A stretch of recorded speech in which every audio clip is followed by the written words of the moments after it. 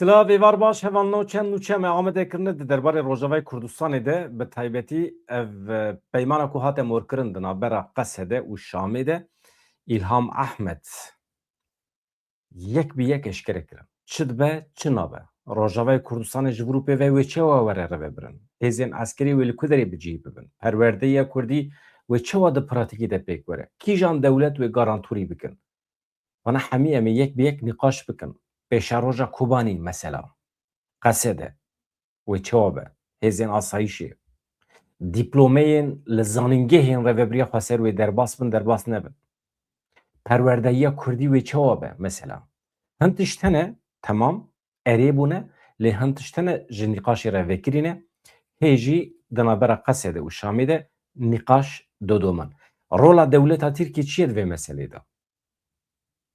Başûrê Kurdistanê, Nêçîrvan Barzanî, Mesûd Barzanî di vê yekê de rolek çi wa lîstin wana hemî em yek bi yek İlham Ahmed agahiyan dide lê pêşî em biçin Silêmaniyê meşek bi heybet hate çêkirin ji bo piştgiriya Rojavayê Kurdistanê em lê temaşe dikin û em behsa naveroka peymanê dikin ji İlham Ahmed dibîsin Şamê jî daxuyan yekê daye dibe erdê Sûriye li ku derê be dibe em ê serwer bin li wê derê îdia wan jî heye lê Kurd jî xwedî îdane binêrin ez ji were berî ku dest bi dîmen bikim İlham Ahmed dibêje milletê me bilal malê xwe nemîne tim li ser piya bin bawerî bi tu tiştekî nayê dibe em nizanin ji ber vê milletê me dibê qirar dide baweriya me garantiya vê îşê tenê milletê me ye ne dewletin ne Şamê ne peymanê milletê me divê zorê li me jî bike li hêzên navnetewî jî bike li Şamê li dewleta Tirkiye jî bike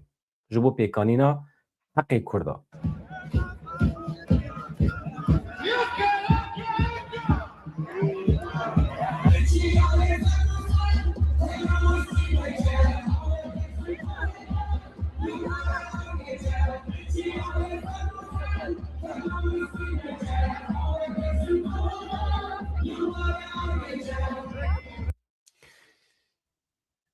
Hevano bila nûçe bidome bila dîmen biherike ez ê ji were yani slogan hene ez ê şûna wenda slogana ji were bêjim qet nexeme niha di wê meşa li Silêmaniyê de alên YPG hûn dibînin yê YPG hûn dibînin ala Herêma Kurdistanê hûn dibînin pêkerê kezî heye hildane bal dikişîne ser yeketiya netewî bê navber duruşmê davêjin yek yekê yekê gelê Kurdistanê yekê bijî berxwedana Rojava Wisa dîsa bê navber duruşme davêjin jin jiyan azadî di dewama çalakî de marş Sûrûdê netewî hatin xwendin şano konserekî hate pêşkêş kirin di çalakî de hunermendên ji çar perçeyên Kurdistanê jî amadebûn hunera xwe pêşkêş kirin piştî van çalakiyan meş ber bi kolana Selîm ve Herikî ew kelî jî hêjayî dîtinê bû ji her beşê civakê jin zarok pîr gal hemî hatin tevlî bûn Welhasıl meş bi duruşme bi Sûrûdê netewî bi bankên yekgirtinê û yeketiyê bi dawî bû.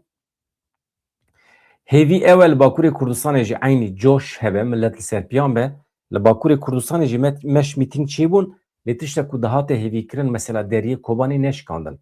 Îro 25 kamyon hatin ber deriyê Kobanî li Sûrûcê hêzên dewleta Tirkiye mesela cesaret kirin ku wan kamyonan vegerînin. Vaya şerma me ye. Vaya şerma me ye. Kî çi dibe bila bibêje yani. Yani milletê me yani 15 milyon milletê me li Bakurê Kurdistanê ye eger dewleta Tirk cesaret bike wan kamyonan ji Silopiyê vegerine dibe em rabin ji xwe hesabê bipirsin. Yani dibe em hesab ji xwe bipirsin. Em ji bo çi hene? Em çima behsa mafê xwe dikin? Hevano bifikirin li vê dîmenê binêrin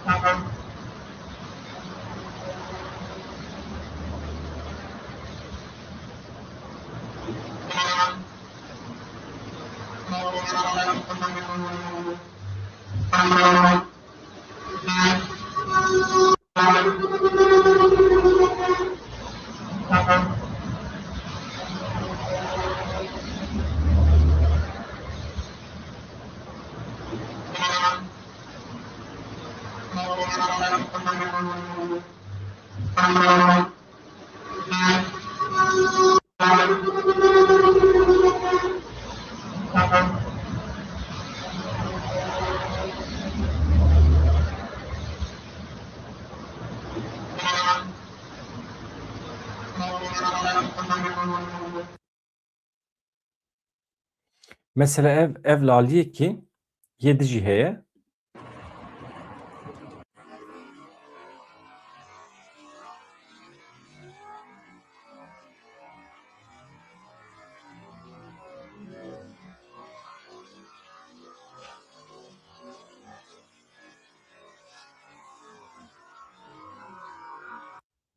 hevanno ev tırê alîkariyê ji Amedê birêk ketin hatin heta Sûrûjî li hêzên dewleta Tirkiye rê nedan.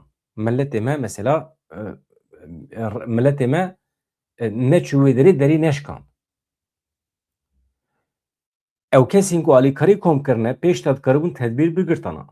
Milletê me bila biçe wê derê çi dibe bila bibe. Eger ev hefteyekî zêdetir e însanê me li Kobanî tî û birçîne di nava sermayê de zarok wê derê li benda xwarinê ne. Tiştekî germ neketiye mîdawan heta niha. Eger di rewşekî wisa de kamyon ji Amedê biçin heta Sûrûjê tam ber deriyê Sînor û hêzên dewleta Tirkiye cesaret bikin van kamyonan vegerîne û milletê me jî dengê xwe neke vaya naşibe Silêmaniyê. Bila kesek Bakurê Kurdistanê neşibîne Silêmaniyê. Yani min bixwe yani min ya etibe. Yani qet nebe merû dikeve nava hewldanê merû deriya dişkîne. Deriyê Nûsayê binê şikiya mesela. Millet ket hundir. Rewşekî bi vî şîklî heye nexweş bû. Yani ew kamyon divê bikeve nizanim heta vê saetê ket Kobanî neket Kobanî derbas bû nebû lê ew derî divê bişkê.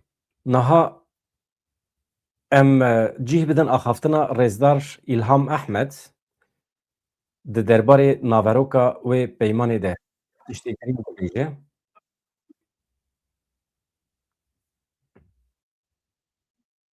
Paşê jî ez ê baweyekî nivîskî hin hûrgûliyan bi we re eşkere bikim.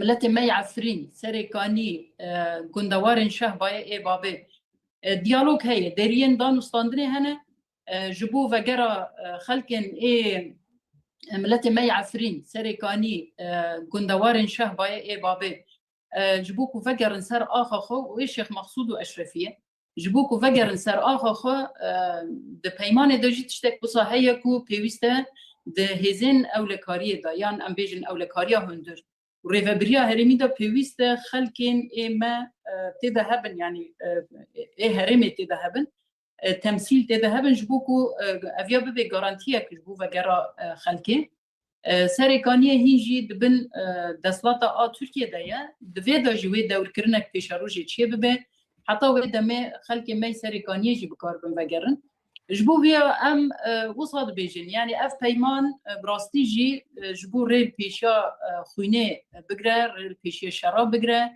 ام مرحله نو دست پی بکن جبو آوا کرنه ام مرحله نو دست پی بکن جبو مذاکرین سیاسی ندبن سلاح دا ندبن ضغط چکا دا دبن زانبون و اراده سیاسی دا پیش بکوه مذاکرات وی چرچوه دا بین مشاندن راستر دبن وکی دن بن ضغط سلاح دا هر دائم کم دردکوه تمام نابه شاشتی تیده چیده بن یعنی هر وقت احتمالیا کو هلوشه هیه جبو وی اموصاد بیجن آنا دستک ناف دولتی پر زیدش به پیمان رایه دستک ناف دولتی کو ببی گارانتور هیه مثلا سروک فرانسا بخو گرد سر خود و از دکارم ببم گارانتور کی سیاسیش بیک آنیندنا وی پیمان را هر وها امریکا و داخلانی کی بده کو اوجی رول گارانتور و بلیزه و دولت دنجی هنه هیزن دنجی هنه دوی واریدا جبو کو هم پیمان پیکوره هم جی خالن کومانه مثلا د دستور دا تی پرسین چما مسئله دستور نهاتی زمان د مسئله دستور دا ماف پیوسته بین افساندن مرسوم اقدر کتی مبری جیبوتیه اف مرسوم افاده ماف مناکه دبی ببی ماده کی دستور یک جی مجار هبونا کرد و مافیوی به مرسومێکی van نابێ و bi xwandina dersa 2 saeta de jî nabe. Eviya naye qebûlkirin pêwîst e diviya da destûr maddeyên berfireh bigire nava xwe. Pir baş e, pir baş e. Mesela di destûr da tê Tamam. Em wisa bêhêlin. pirsîn çima Deqekî. Em wisa bêhêlin. Yan jî em yadin bînin ser ekranê.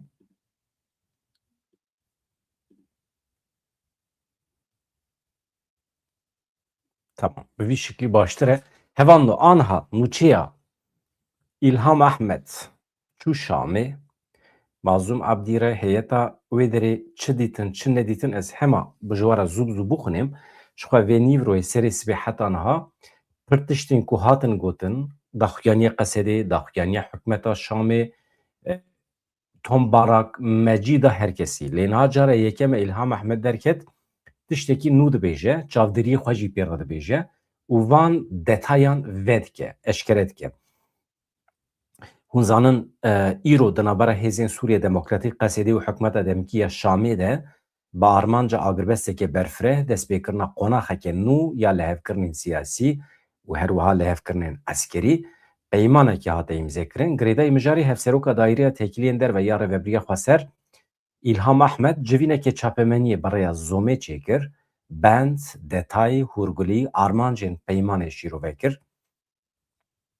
İlham Ahmet anî ziman ku armanca peymanê ew e rê li ber rijandina xwînê weregirtin. Binpêkirinên li dijî Kurdan bi dawî bibin. Tekildarê bi cîhanîna bendên peymanê İlham Ahmet diyar kir wê roja duşemiya pêşiya me bendên peymanê bikevin pratîkê. Di aynî demê de hewldanên misogerkirina pêkanîna wê jî wê werin zêdekirin. İlham Ahmet da zanin ku benda yekemîn agirbesekî berfireh e. Divê bi vekişîna tevahî hêzên eskerî yên her du aliyan ber bi noxteyên xwe yên sereke dûrî eniyê şer bisekinin. Ev divê bikeve pratîkê. Li gorî peymanê wê sê tûgayên eskerî çêbibin, li Hesekê, li Kobanî ew ê werin bicihkirin. Ev eniyên şer bi qasî 10 kilometre her du aliyên şer wê ji hev dûr kevin. û heremeke ewle wê çêbibe li wê derê. Lê ev meseleya sê tûgayên eskerî jî Kobanî ji nîqaşê re vekiriye hêjîn tam ne zelale ez ê ji we re bêjim. Di aliyê ewlekariyê de İlham Ahmet destnîşan kir ku wê entegrasyoneke di navbera hêzên ewlehiyê de hebe wê hêzên ewlekariya hundirên li heremê xwe bimînin da ku parastina heremê bikin. Di heman demê de wê hêzên girêdayî Wezareta Hundir jî baweyekê demkî heta proseyê entegrasyonê bi dawî bibe derbasî bajarên Hesekê Qamişloyê bibin. Yani hêzên ewlekariya hundirên ya Kurd wê li heremê xwe bimînin. Li Kobanê dibe, li Hesekê dibe, li Qamişlo dibe, vana li wê li heremê xwe bimînin. Lê heta ku pêvajoyê entegrasyonê bi dawî bibe, wê hêzên ewlekariya Şamê werin derbasî Qamişlo û Hesekê bibin. Ew ê demborî be dibêje. Mesela vê sibê me nizanîbû. Lê îro min derekî xwend dibe bi qasî 15 wesayîtên zirxî ên ewlekariyê. Yani hêjmara wan bi qasî 15 wesayît be. Ew ê were wê derê temamen ji bo rêvebirina xebatên entegrasyonê ew ê wê derin. Yani bi şeklekî navbênkarin di navbera Qesedê û hikûmeta Şamê de. Ev ê Wezareta Hundirîn. İlham Ahmet diyar kir ku ev bend li gel şêniyan metirsiyê çêdike. Rast e ji ber ku hatina hêzên Wezareta Hundir ya Şamê li cem milletê me metirsiyê çêdike. Lê armanca hêsankirina proseyê entegrasyonê ye. Yani armanca wan tenê pêkanîna entegrasyonê ye. Ev hêz û berpirsê wan wê ji xelkê heremê bin. Êdî nizanim. Ji xelkê heremê bin yani wê çete nebin. Di vê manê de dibêje bawer dikim. Tekildarê saziyan jî saziyên Rêveberiya Xweser İlham Ahmet dibêje wê saziyên Rêveberiya Xweser bi yên dewleta Sûriye re bêyî tu guhertinan entegre bibin. Berpirs, karmendên wê, memûrên wê wê di cihê xwe de bimînin. Tevahî karkerên saziyan heta nobedarên sînor jî wê ji xelkê heremê bin.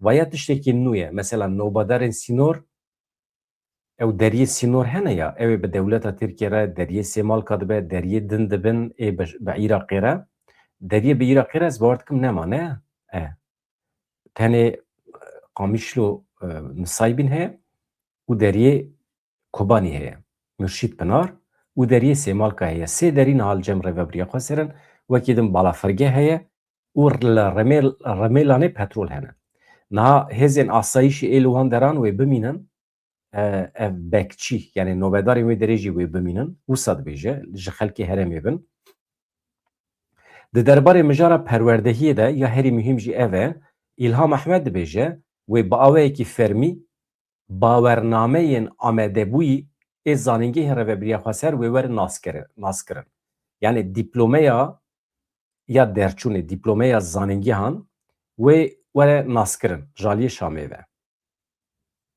ez li peyamê we binêrim ka deng meng her tişt temam e ez ê behsa Efrînê jî bikim hevano qet ne mesele ye Efrînê bînim bîra min ez ê behs bikim li Efrînê hema ez niha ji were bêjim İlham Ehmed dibêje tekîliya me bi dewleta Tirkiye re heye heta dibe do jî em bi hev re aqifîn dewleta Tirkiye garantî daye ku ew ji Efrînê vekişiyane êdî maye di navbera Qesê de û Şamê de ew ê li hev bikin li ser Efrînê yani lîwayekî hêzên eskerî ê weke li Kobanî dimînin gelo ji bo Efrînê jî ew ê werin çêkirin yani ji hêzên Kurdî milletê me kengî karibe vegere Efrînê ser mal û milkê xwe wana hemî wê bi Şamê re were nîqaş kirin dewleta Tirkiye gotiye êdî îşên bi we tune em dewleta Tirkiye nas dikin em zanin dere dike lê dîsa jî wisa gotiye ji bo serêkaniyê jî gotiye aniha em di nava vekişî de ne di nava vekişînê de ne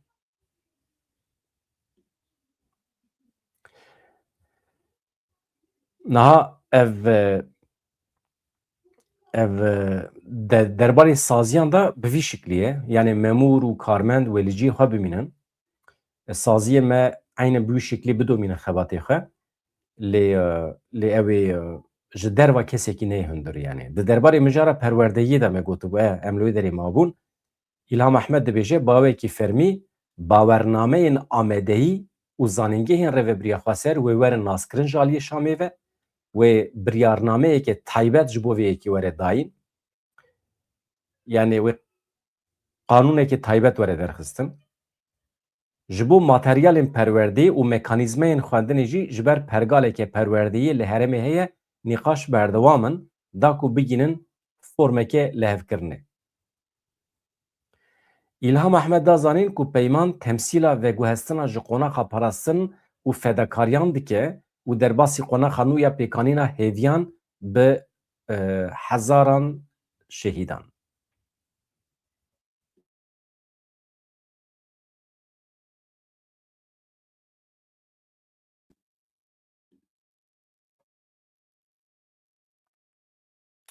Nahêvan di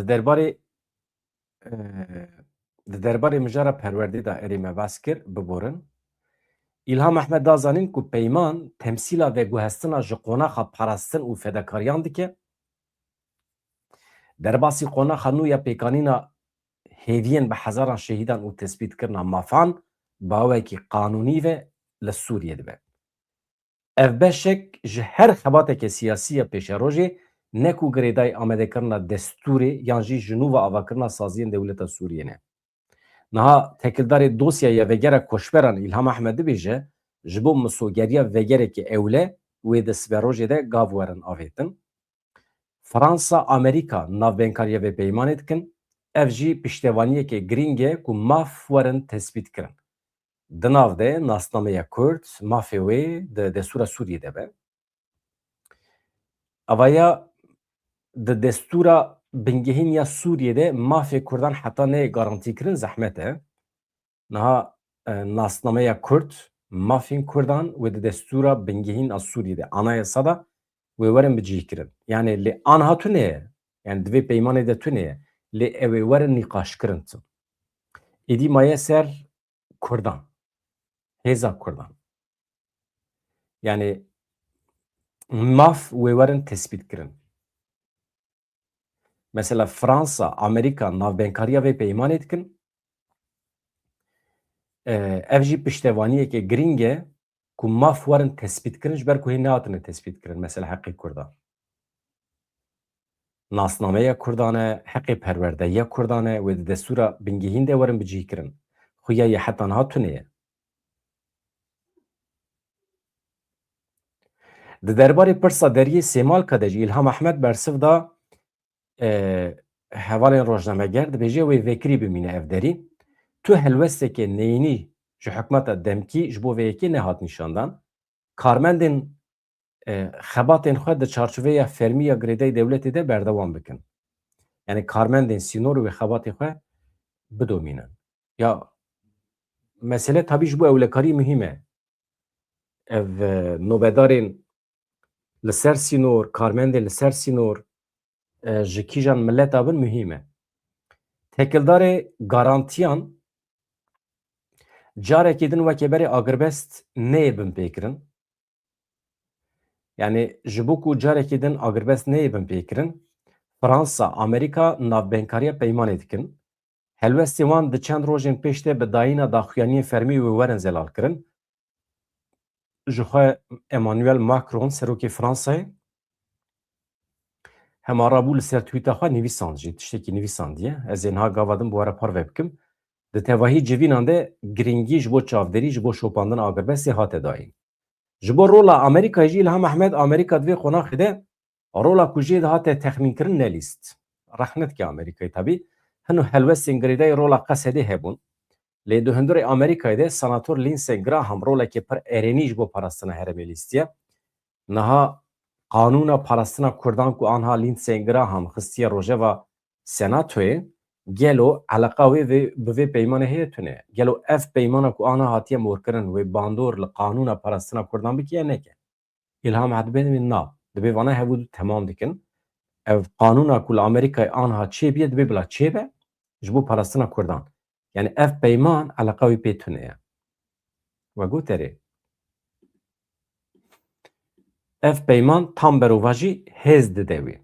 Mesela li gorî rol û bandora Amerîkayê li Sûriyê divê rolekê erênî çêker di şopandina peymanê de û misogeriya pêkanîna wê de bilîze. Li kelek wê şert û mekanîzmayên rakirina cezayên Qeyserî jî bişopîne. Li Amerîkayê helwestên ji bo pejirandina qanûna parastina Kurd hene. Yani bahsa wê dike a Lindsey Graham ev peymana dawî jî ne dijberî van hewldanan e. Yani peymana ku me li Şamê morkirin ne li dijî qanûna parastina Kurdan e. Ya ku li Amerîkayê dostê me hat xwazin bixin pratîkê. Tam berova jî hevûdû temam dike. Tevgera Kongresê gaveke pêwîst e. Ev xebatê wan gavekî mühîm e. Ji bo garantiya pêkanîna peymanê jî mühîm e. Ji bo tespîtkirina mafê gelê Kurd jî mühîm e. Ev du care İlham Ehmed bahsa tespîtkirina mafên Kurdan dike hevan avaya pir xeter e binêrin. Niha hêzên hikûmeta Şamê sibê du sibê hatin Hesekê, hatin Qamişloyê.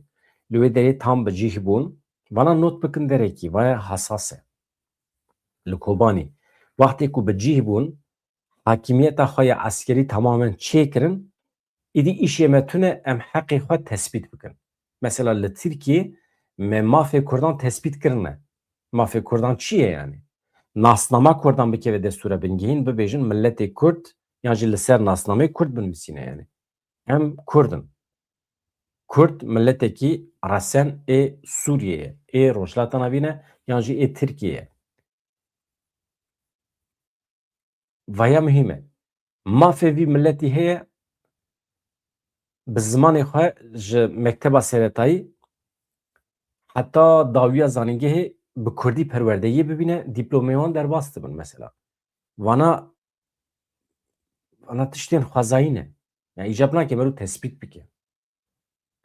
İja heta niha tespît nekirine di peymanê de jî tune ye ez dibêjim ev xala xeter hinekî ev e. Ji bo wî ji Amerîkayê hêvî dike ku ev maf werin tespît kirin.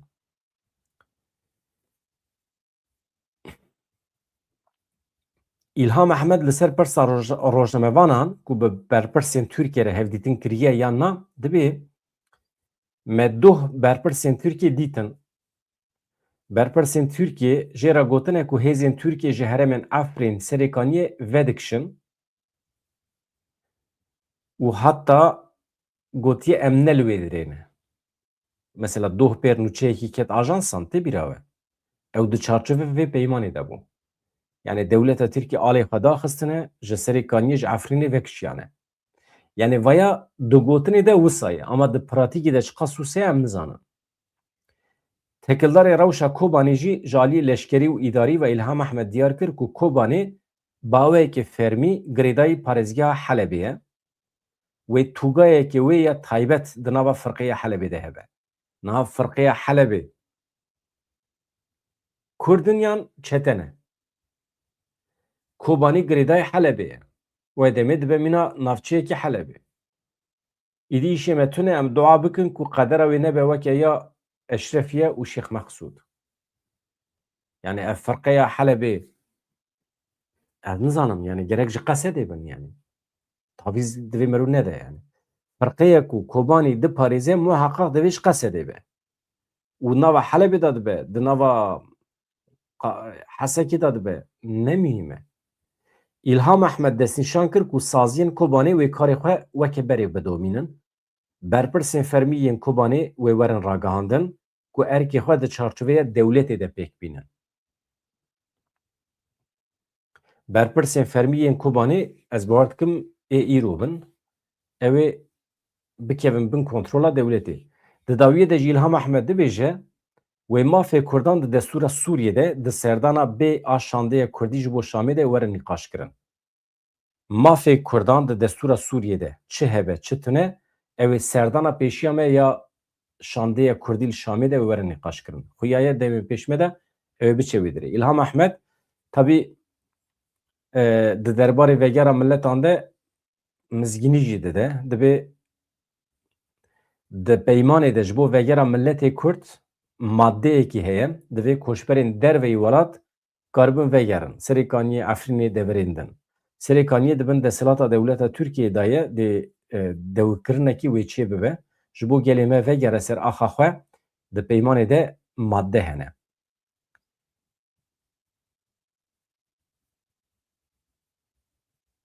Niha tiştekî hebû, tiştekî hessas. Tabii hemî tişt aniha hesasın. Yani îcab nake merû pir bikeve detaya ji ber ku ew jî nizanin. Tiştek ku em dizanin xıyaneta Şamê li hember Kurdan wê çawa be.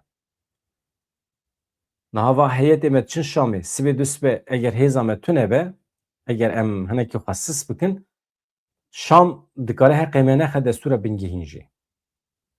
Eger perwerdehî eger dersên bijarte be dibe merû muheqeq red bike.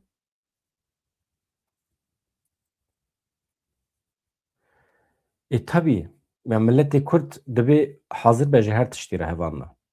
Niha Emmanuel Macron di derbarê vê peymanê de tiştekî mühim dibêje. Ji tweeta wî jî hebû ya. Tweeta wî jî hebû me parve kiribû jî.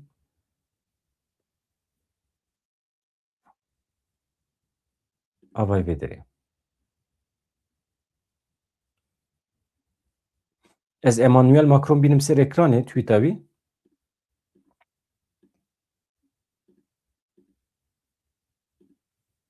Mesela ji Mazlûm Ebdî re dibêje General Mazlûm.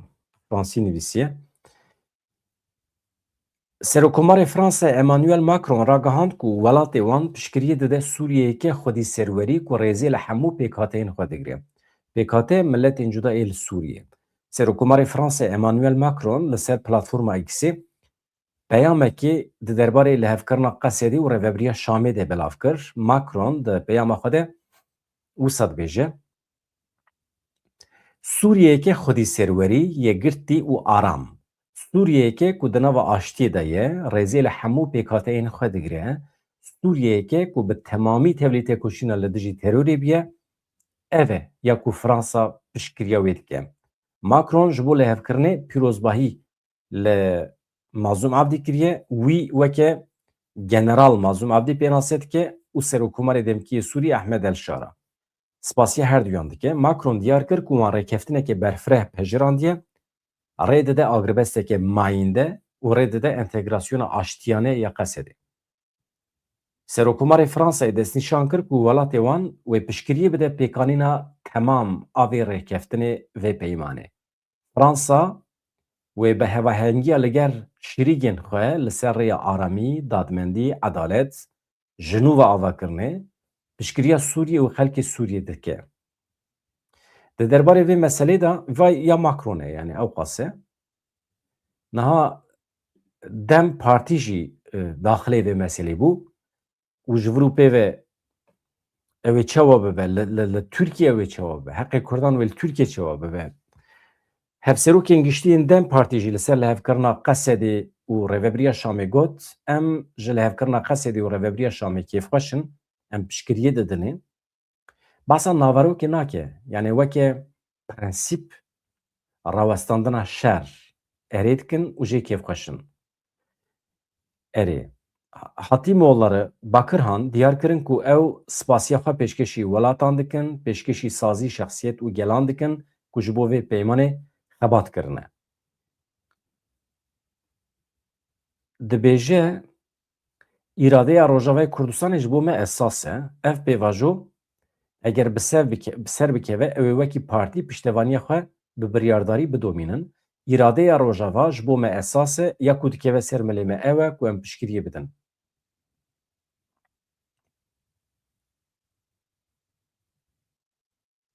Divê me her tim gotiye heta niha pirsgirêk dikarin bi rêya danûstandinê bi guftûgoyan werin çareserkirin. Em îro jî aynî tiştê dibêjin. Niha daxuyaniya Şamê hinekî hevan tahrîkkar e. Daxuyaniya Şamê ne baş e.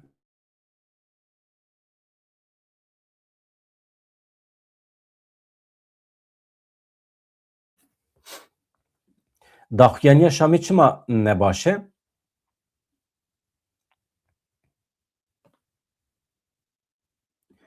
Veya tu herêm nine, tu herem e, tu herêm tişnabe feq nake.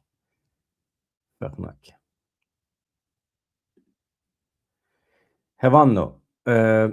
Ka Şam çi dibêje? Wezîrê ragihandinê yê Sûriyê Hamze el-Mustefah piştî lihevkirina di navbera Rêveberiya Şamê û hêzên Qesedê de ragihand ku wê hemû heremên welêt dibin kontrola hikûmetê dabin. Ev jî îdiaya wan e. Bi çavekî din li meselê dinêrin.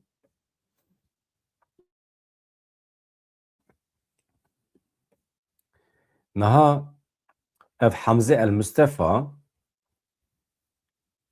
بریا پلاتفورما مدیا جواکی ایکسی داخویانی دیار کریه لهفکرنا نو adına bera Qesedê û Şamê de nirxandiye agrbest entegrasyon gav bi gav dibêje li xwe digire. Yani ev peyman ji bo agrbestê û ji bo entegrasyonê ye dibêje.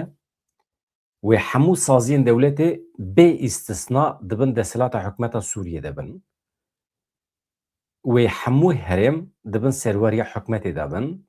Tu îstisna wê neyê qebûl kirin. Li welêt tu herêm li derveyê kontrola hikûmetê namîne dibêje. Ew jî wisa dibêje. Yani ew bi vê çavê li meselê dinêrin. Rêzdar Nêçîrvan Barzanî çi dibêje? Serokê Herêma Kurdistanê Nêçîrvan Barzanî piştgiriya xwe ya ji bo lihevkirina di navbera hikûmeta Sûriye û Qesedê de nîşan da.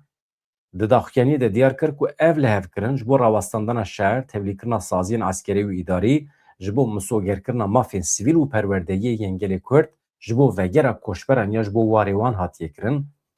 Barzanî wekî din dibêje ev gavekî gelekî giring e jî, rast e jî ber bê çareseriya aştiyane, ber bê bidawîkirina alozyan.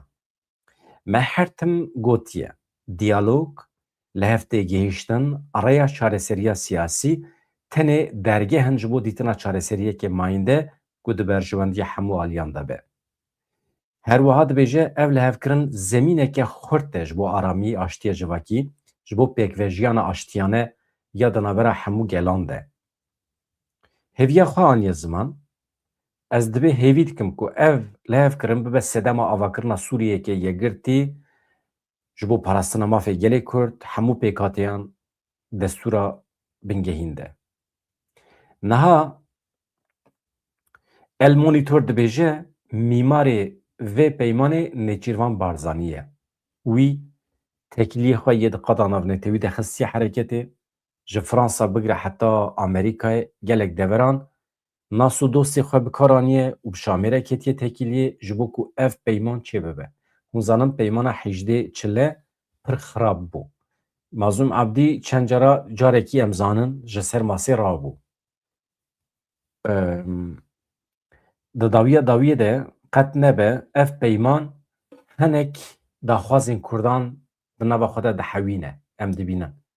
Îja ev rayedarên me ê Başûrê Kurdistanê dibe rola wan nejbîrkirin. Em hinekî ketin zorê li Rojava.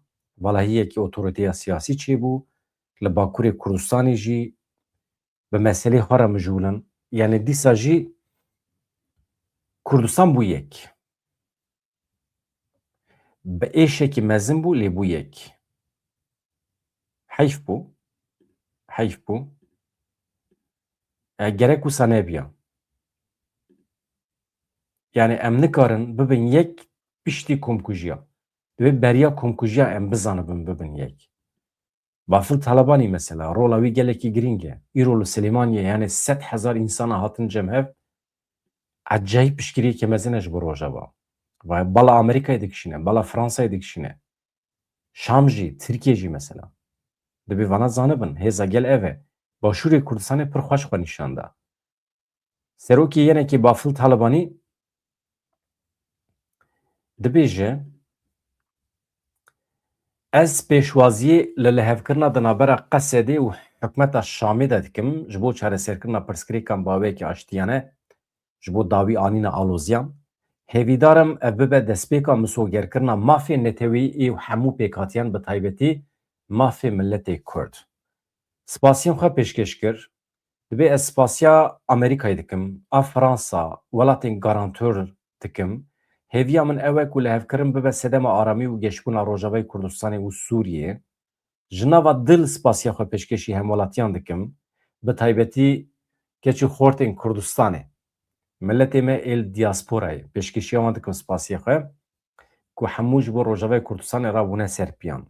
Di dawiyê de jî silav li fermandarê giştî Qesedê dike Mazlûm Abdî û wekî birayê xwe pênasê dike. Hewdan berxwedana birayê min General Mazlûm Abdî ji bo mafê gelê Kurd ji bo Rojavayê Kurdistanê dibe ez bibîrtînim. Ez jê ra dibêjim ez bi te serbilindim wekî her tim ez li keleka te me. Dibêje Bafıl Talibanî.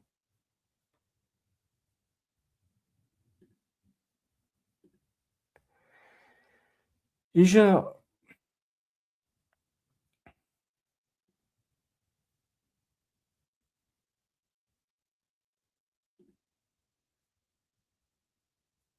mesele ev e yani.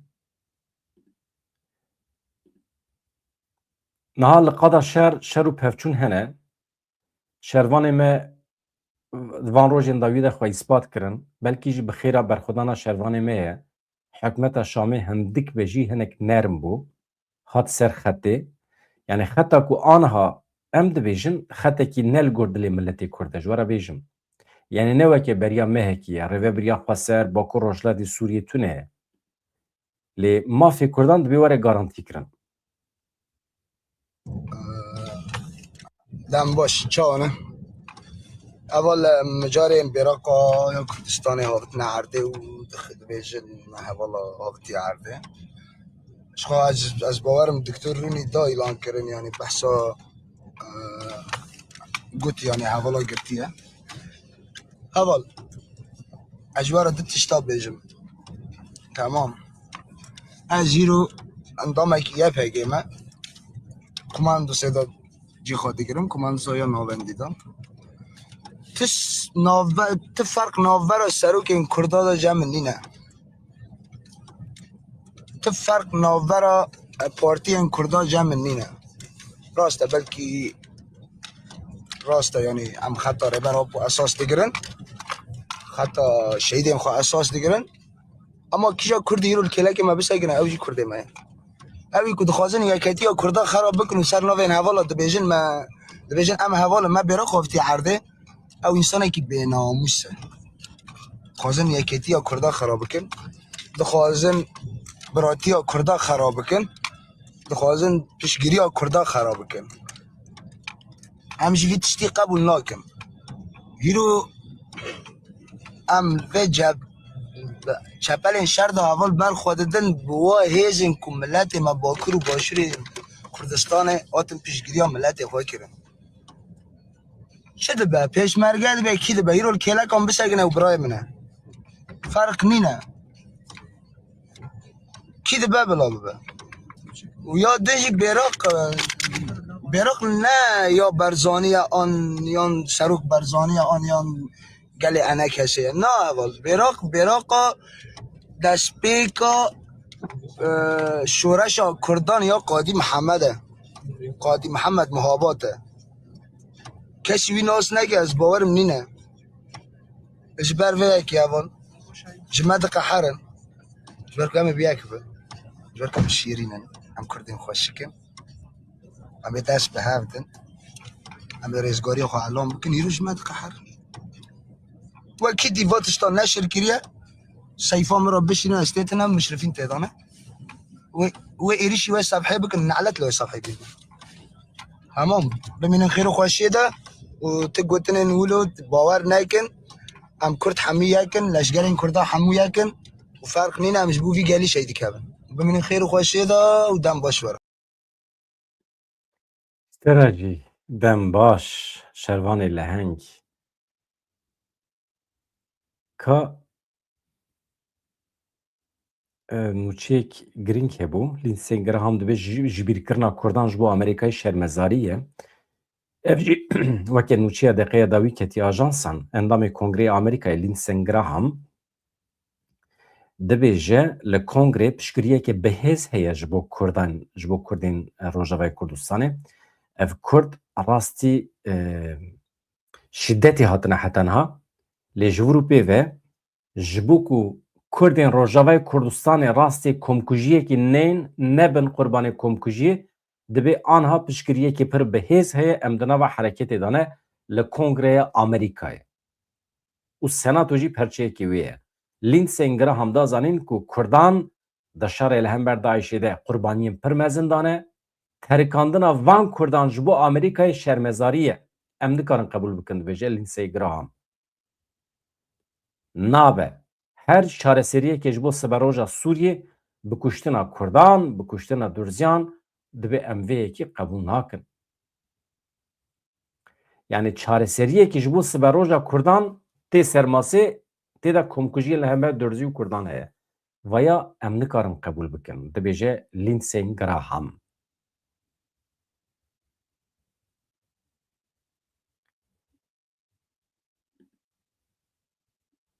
ez hana li nûçeyê de jî binêrim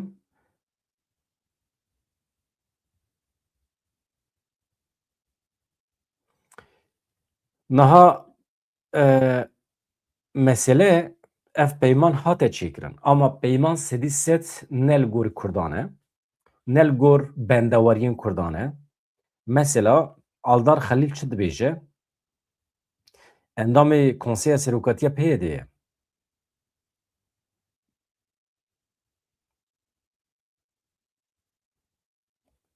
gelo deqekî tamam ji şeşê çile ve konseptekê nû xistine dewrê niha li ser gelê me polîtikayekî îmhayê di dewrê de ye gelek dewletan piştgirî daye van polîtikayan konsept li ser îmhayê bû gelek dewlet divê yekê de cihê girtin me jî dest bi lêgerinekî kiriye da ku gelê xwe ji van polîtikayên îmhayê rizgar bikin gelê me bi hewldarekî mezin ji bo parastina destkeftên xwe li ber xwe da berdewam dike ka deqekî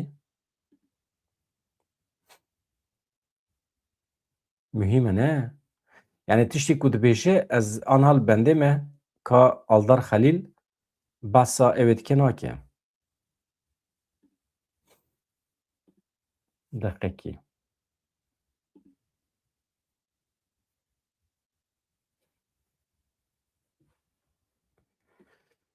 دقیقی هفانو از آنها اوی جواره بینم سر اکرانه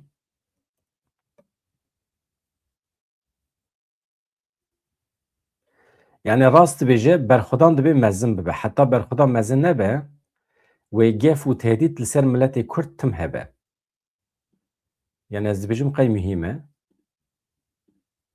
از بينم سر اكراني باشيجي از بخوريم جوارا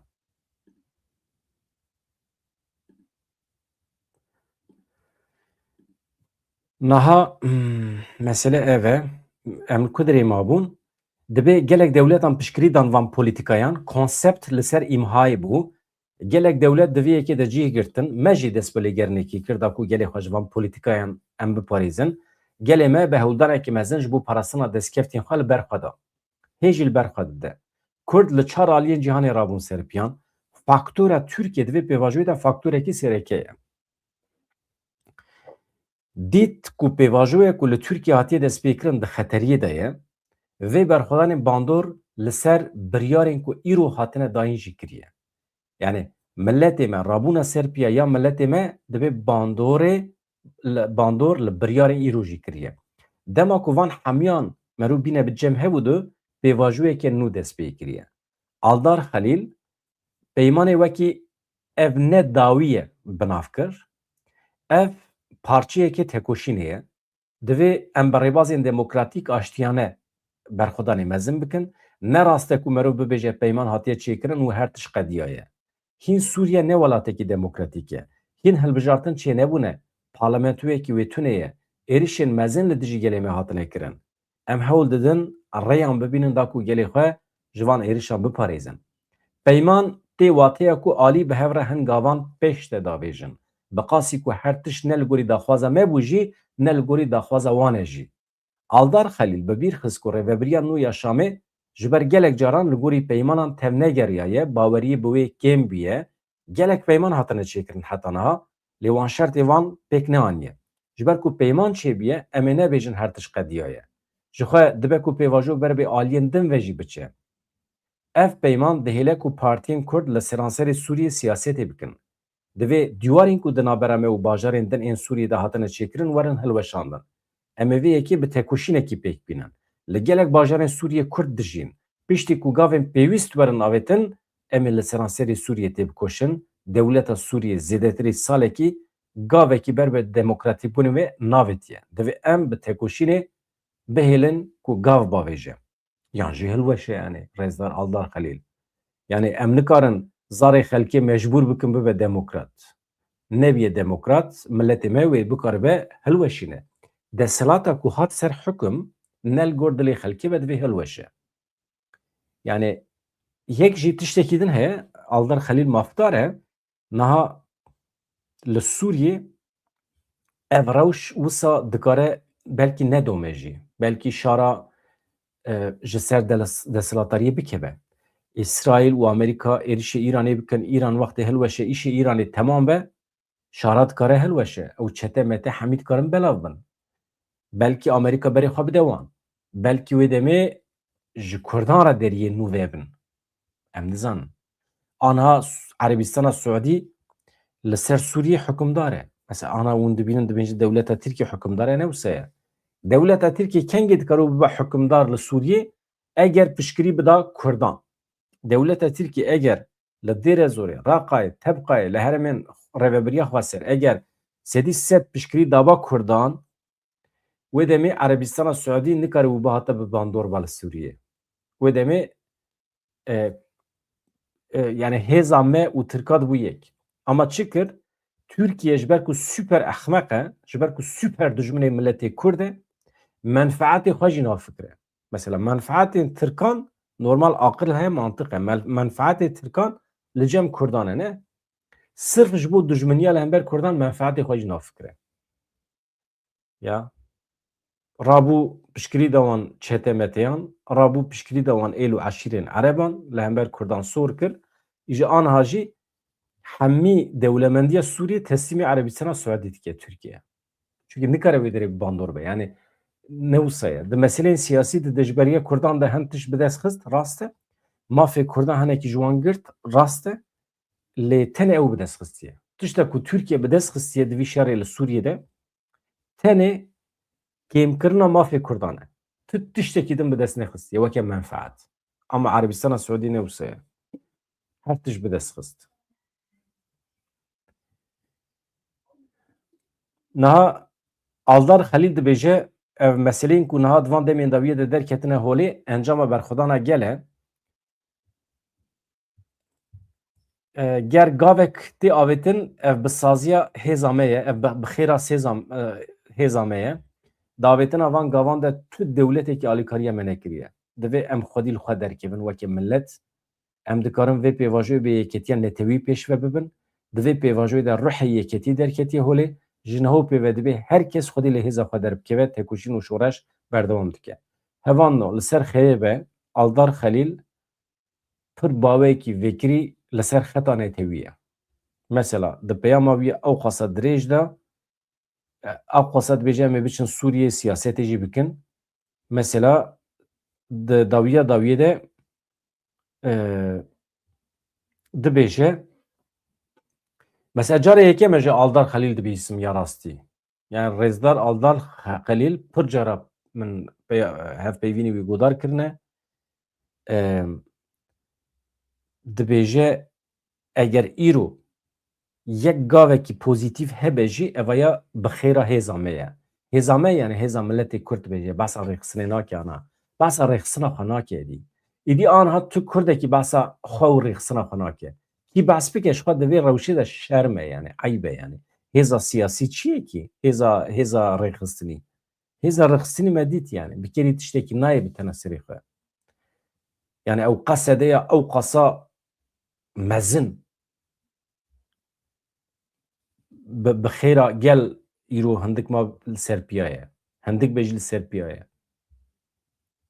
Ya îja em rabin behsa partiyên siyasî bikin ne wisa ye. Eger gavek tê avêtin jî îro ev bi xêra hêza me ye, hêza milletê me ye, di avêtina van gavan de tu dewletekî alîkariya me nekiriye. Divê em xwedî bi xwe li xwe derkevin. Em dikarin vê pêvajoyê bi yêketiya netewî pêş bixin. Di vê pêvajî de ruhê yêketiyê derketiye holê. Ji niho pêvajî herkes divê xwedî li ruhê yêketiya netewî derbikeve. Süper tiştekî ya. Bravo.